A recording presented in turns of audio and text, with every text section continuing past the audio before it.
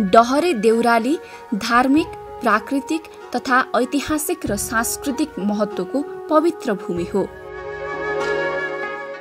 डहरे देउराली आसपासको घना जंगल क्षेत्र, विभिन्न वन्यजन्तुको आश्रय स्थल, जडीबुटीको खानी र यही रहेको पवित्र तीर्थस्थल नियाल्दा यो स्थान गण्डकी प्रदेशकै मनोरम र आकर्षक क्षेत्र हो भन्ने निचोड सहजै निकाल्न सकिन्छ।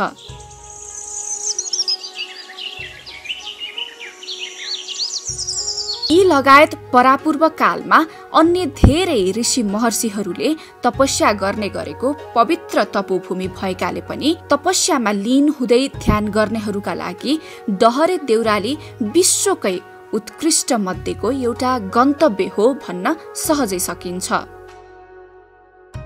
डहरे देउरालीको प्राङ्गणमा उभिएर चिताएको मनोकांक्षा पूरा हुने जनविश्वास अग्रज पुस्तादेखि आजसम्म पनि कायम नै छ।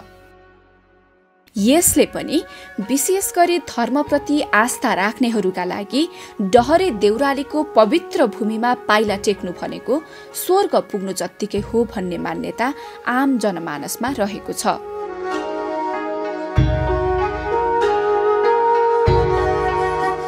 डहरे देउरालीको पैताला भनेर चिनिने देउरालीमा एउटा ठूलो रुखको फेदमा अनौठो लाग्ने देवीको आकृति भएको रहस्यमय ढुङ्गा पनि छ। यस क्षेत्रको धार्मिक महत्त्वलाई उजागर गर्ने लक्ष्यका साथ विक्रम सम्वत 2043 सालमा योगी नरहरिनाथको सक्रियतामा धान्याञ्चल महायज्ञ गरिएको थियो।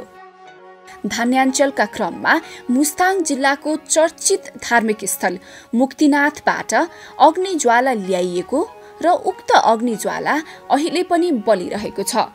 धान्याञ्चलका क्रममा सङ्कलित सहयोगबाट गुठीका लागि झण्डै 40 रोपनी जमिन खरिद गरिएको थियो।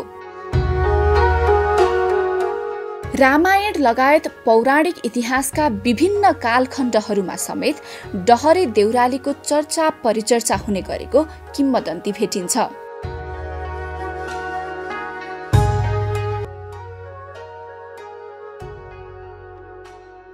डहरे देउरालीको चुचुरो आफैमा अनौठो र रहस्यमय स्थान हो। यहाँ आइपुग्ने जो कोहीले पनि आफूलाई रोमाञ्चित महसुस गर्ने गरेका छन्। चुचुरोमा पुग्नेहरू गण्डकी प्रदेश सेरोफेरोको अवलोकन गर्नमै तल्लीन रहन्छन्। यहाँबाट अन्नपूर्ण, धौलागिरी, माछापुच्छ्रे लगायतका मनोरम र विश्वमै चर्चित मानिने हिम श्रृङ्खलाको अवलोकन सहजै गर्न सकिन्छ। यस्तै गण्डकी प्रदेशको स्थायी मुकाम पोखरादेखि लुम्बिनी प्रदेशको पाल्पा लगायतका जिल्लाहरूसम्मको अवलोकन गर्नका लागि समेत डहरे देउराली उपयुक्त स्थान मानिन्छ। डहरे देउरालीको पूर्वतर्फ स्याङ्जा जिल्लाको आँधीखोला गाउँपालिका तथा पश्चिमतर्फ पर्वतको फलेवास नगरपालिका र अर्जुन चौपारी गाउँपालिका पर्दछ भने उत्तरतर्फ फलेवास नगरपालिका एवं दक्षिणतर्फ अर्जुन चौपारी गाउँपालिका पर्दछ। त्यस्तै पर्वतको फलेवास नगरपालिका हुँदै पनि डहरे देउरालीसम्म आउन सकिन्छ। पोखरा भ्रमण गर्न आउने पर्यटकहरूका लागि डहरे देउराली एउटा शानदार गन्तव्य बन्न सक्छ। डहरे देउरालीलाई गण्डकी प्रदेशका 110 उत्कृष्ट पर्यटकीय गन्तव्यहरूको रूपमा पनि समेटिएको छ। बाला चतुर्दशीका दिन यहाँ लाग्ने मेलामा दर्शनार्थीहरूको घुइँचो लाग्ने गरेको छ। यही दिन डहरे देउरालीको शिर र सँगै रहेको अर्को डाँडालाई जोड्ने गरी तोरण टाग्ने प्रचलन पनि छ। तोरण टाग्नका लागि बाजा गाजा सहित स्याङ्जा, पर्वत लगायतका अन्य विभिन्न ठाउँहरूबाट भक्तजन आउने गर्दछन्। समुद्री सतहबाट 2259 मिटरको उचाइमा रहेको डहरे देउराली क्षेत्र असंख्य वनस्पतिको खानी र वन्यजन्तुको आश्रय स्थल पनि हो। यहाँ विशेष गरी 5 औले, हर्रो, बर्रो, सतुवा जस्ता महत्त्वपूर्ण जडीबुटीका साथै धेरै प्रजातिका गुराँसहरू पनि पाइन्छन्।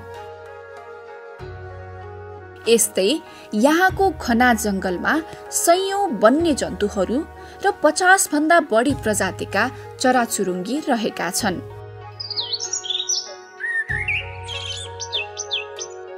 यसकारण यस क्षेत्रलाई प्राकृतिक चिडियाखानाको रूपमा पनि चित्रित गर्न सकिन्छ।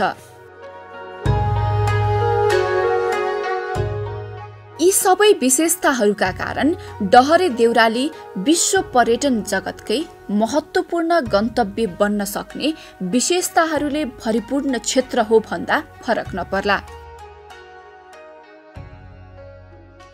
डहरे देउरालीलाई गन्तव्य बनाएर आउने पर्यटकहरूका लागि पर्वतको फलेबासमा स्थानीय शैलीका होमस्टेहरू पनि सञ्चालनमा छन्। ती होमस्टेहरूमा स्थानीय मगर संस्कृति अनुसारको सांस्कृतिक प्रस्तुतिहरूको अवलोकन र परिकारहरूको पनि स्वाद पर्यटकहरूका लागि नौलो अनुभव साबित हुन सक्दछ। आशा छ धार्मिक, प्राकृतिक तथा ऐतिहासिक सम्पदाहरूले सजिएको सुन्दर तथा विचित्रको भूमि डहरे देउरालीको प्राङ्गणमा सम्पूर्ण नेपालीले एकपटक भए पनि पाइला अवश्य राखिदिनुहुनेछ।